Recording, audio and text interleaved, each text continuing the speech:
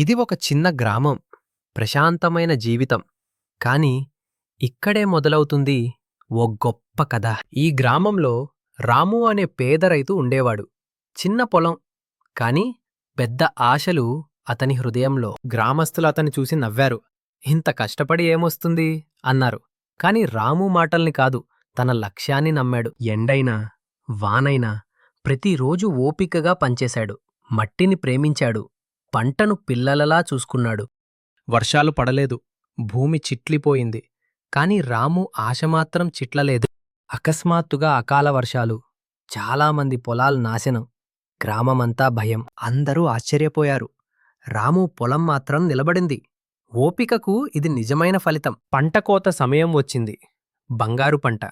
రాము ముఖంలో చిరునవ్వు. ఇప్పుడు అదే గ్రామస్తులు రాముని గౌరవంగా చూశారు.